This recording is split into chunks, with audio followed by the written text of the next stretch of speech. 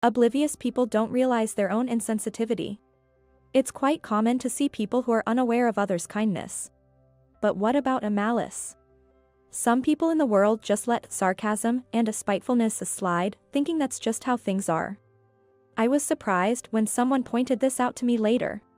It was exactly what I was like. My name is Jessica. My husband, Brian, and I, who work at the same company, just got married at the end of last month. Jessica. The beginning is crucial in marriage. My married friends all mentioned. I never thought I would encounter mother-in-law problems. That's what I thought. But the seeds of conflict were also present at my husband's family home. About 2 weeks after we got married, the summer break arrived. Brian wanted to skip visiting his family this year due to our busy wedding preparations. I persuaded him by saying it's an annual event and managed to get 1 day for the visit. Judging from their interactions so far, it seemed his mother adored Brian, so she would surely be delighted. Following my friend's advice, the beginning is crucial for the relationship with my mother-in-law. During the summer visit, I planned to showcase myself as a thoughtful daughter-in-law. I titled it, The Thoughtful Daughter-in-Law Plan, and it was set into motion. On the day of the visit, we arrived at my in-laws' house in the afternoon. When we rang the doorbell, "Welcome back, Brian," greeted us with a big smile from my mother-in-law. "Been well?" My father-in-law asked with a grin, appearing shortly after. Actually, I'm not too comfortable around my father-in-law. Sometimes our eyes meet, and I feel like I'm being observed. He seems kind, though. I looked away and watched my mother-in-law, who was happily chatting with Brian. I was thinking how much more pleasant it is to watch someone with an expressive face like hers, when suddenly our eyes met and she gave me a clearly displeased look. That made sense. I had been staring rudely. Sorry. I was just lost in thought. I apologized. If you're tired, you didn't have to come back with him, she retorted. Huh? But Jessica came for. Brian started to say something, but at the same time, my father-in-law called him over with a Brian, and Brian went to him with a sigh.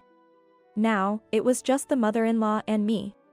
A chance for recovery. Jonah. Is there anything I can help with?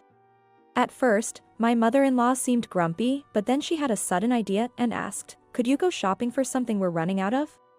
She wanted herb-infused seasoning. You might not know this, but Brian really likes it. There's a shopping center about 30 minutes from here. Her expression was now cheerful, quite a change from earlier. Understood. I'll go and get it. I replied, readily accepting the task. In fact, I also love the same seasoning. It's not widely popular, so it's not always easy to find, and I had trouble locating it in the same chain of shopping centers before. Worried it might be sold out, I checked nearby import stores and called to confirm they had it in stock. I found a store about 15 minutes away by car and promptly headed out. Returning home in less than an hour, I saw my mother-in-law preparing tea in the kitchen. Oh, you're back early. Did you not find what you were looking for? Don't say you couldn't buy it because it wasn't available. Do you think that would be acceptable? Of course, it's unacceptable to return empty-handed. What? She was visibly surprised as our eyes met. You actually found it? She asked, shocked, so I explained. I went to a different store. It's only a 15-minute drive from here. They carry a wide range of products from the same manufacturer. You should definitely check it out. That should be a thoughtful daughter-in-law. I thought I must have impressed her, but she looked like she had just eaten something bitter. Jonah? Did I do something wrong? I just remembered something else we need. This time, we really have to go to the shopping center. I understood the situation, noticing her expression, while my mother-in-law began writing a shopping list. Then my husband, Brian, appeared and said, Oh, Jessica, you're back? Going out again? To the shopping center? I'll come too. Leave the heavy lifting to me, he said. Brian, I was just preparing tea. Jessica's not a child, she can go alone, can't you? If there's time for tea, why don't you go? Don't make Jessica do it. I insisted Jessica should go. It seemed the mother-in-law had been looking forward to tea time with her son. Why don't you have tea with Mom? I'm fine, I suggested to Brian. But she quickly refused. No, just do what you want. Let's go then. Finally, some alone time. It's like a date. It's a shopping trip. I thought to myself, amused by Brian's cheeky grin. When we returned from shopping, it was already time for dinner. Brian. Your favorite sushi tonight. Mother-in-law announced cheerfully, having dropped her earlier grumpiness. She must be a straightforward and loving person. I ordered from our usual place. Deluxe sushi, just for the family. With a lacquered black sushi container on the table, my father-in-law was already seated, smiling cheerfully. We were invited to sit down, so we took our seats. Brian peeked inside the sushi container and said, "Hey, Mom. One of these is different." True to my husband's observation, one of the sushi containers had different toppings. Egg, shrimp, tuna. It was the standard assortment. Oh, that, my mother-in-law stopped making soup and began arranging the sushi containers. According to her, the sushi restaurant made a mistake in the order. I was surprised by her casual acceptance. Did you ask for a refund? A refund? Well, it's our regular place, so.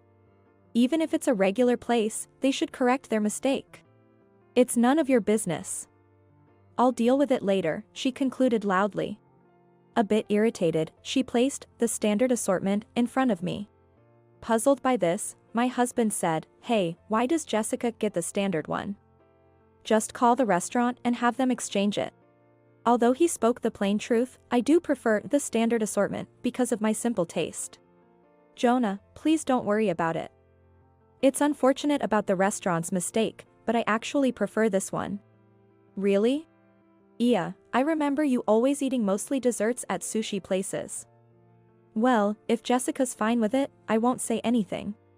My father-in-law was already munching on his sushi, completely unbothered. I was amazed at his carefree attitude. Despite the restaurant's mistake causing a scene, once the meal was over, my mother-in-law clapped her hands and said, "Let's have dessert." Brian's favorite, cheesecake. I prepared just enough for the family. It's also my favorite.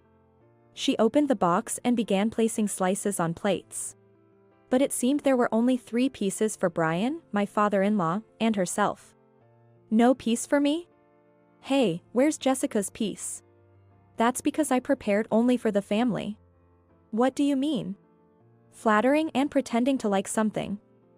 There's a limit to being cunning. Sending you to chase for a non-existent item and you still act all composed, even recommending the store to me. Jessica's like this naturally. It's not flattery. She's seriously like this.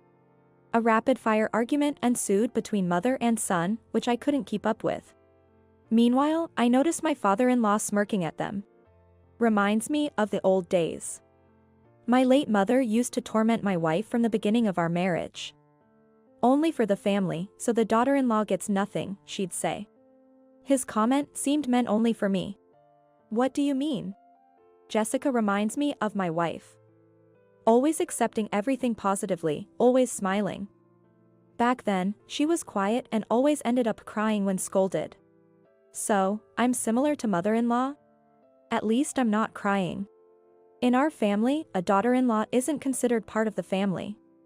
She's more like a convenient housekeeper. My wife is just repeating what she experienced in the past with you. His whispered confession and smiling face made me feel nauseous. Ahaha.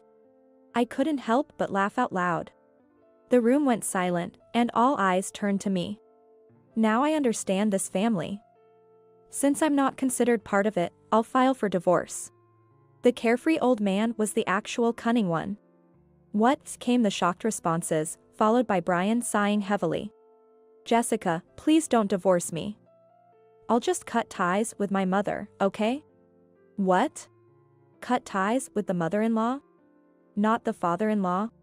What do you mean, Brian? You'd abandon your own mother for this woman? A woman who's nothing but a flatterer, a nasty person. I raised you with care, and you choose her over me. Shocked by her words, I stood there stunned. No matter how positively I tried to hear it, it was criticism against me. The words from my mother-in-law felt less like a loving mother's concern for her son and more like a woman scorned for infidelity, which sent chills down my spine. My husband, Brian, unfazed, directed a cold gaze at his mother. That's the problem. What? Mom, you don't truly care about me. You're just pushing your feelings onto me. If you really cared about me, you wouldn't treat Jessica, my chosen wife, with such deceit and declare her not part of the family.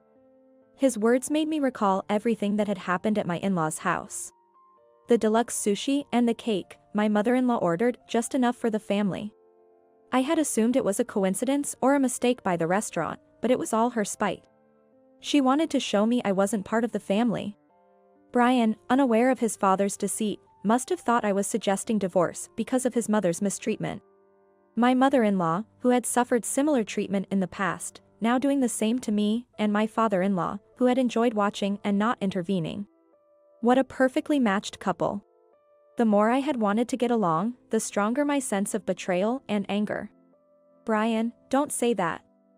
I just wanted Jessica to be prepared as our daughter-in-law to understand the discipline of our house. It's disgraceful for a husband to defend his wife like this. So, a husband should stay silent when his wife faces unjust treatment? Just become a coward? I was bullied by Grandma too. Treated as less than family. But Dad never said anything. I never got defended, so why does she get kindness from you? My mother-in-law, in her extreme agitation, slammed her anger down on the table. Brian, startled, looked at his father. Mom, you were bullied by Grandma? His father feigned ignorance under Brian's gaze. My mother-in-law's face turned pale. So you did this to Jessica despite your past? Do you lack a human heart?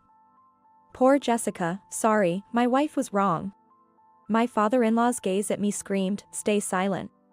He wanted to make his wife the sole villain, to avoid his son's dislike. Huh? Don't joke with me, you terrible old man. I glared at him sharply, and he was taken aback. Quiet and calm daughter-in-law suddenly speaking out was, of course, surprising for him. So, a daughter-in-law is just a housekeeper, right? You whispered that to me, didn't you? Always crying when scolded by your mother, I heard.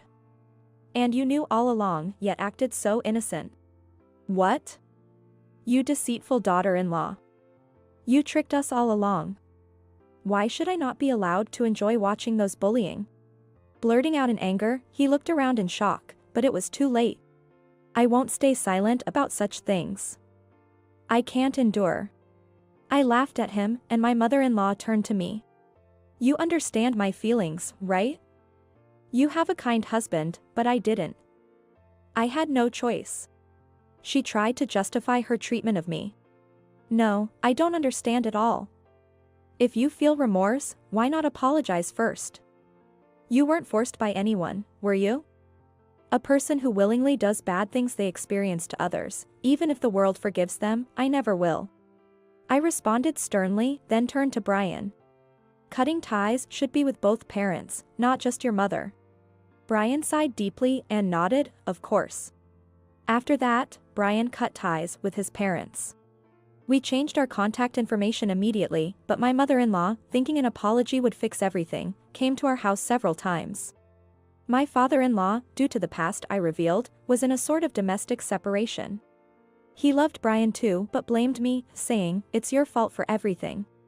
Apparently my mother-in-law kept digging up the past, arguing with him, it's your fault for not defending me, and they constantly fought. They tried to appeal to us, but I coldly turned them away, warning, next time, I'll call the police. We moved a few months later, so I don't know what happened afterward. My mother-in-law, abandoned by her son, lost her spirit and declared she would stop taking care of my father-in-law, likely leaving the house in chaos. This incident made me realize my own insensitivity. I don't know if I can improve, but I'll try to live more attentively.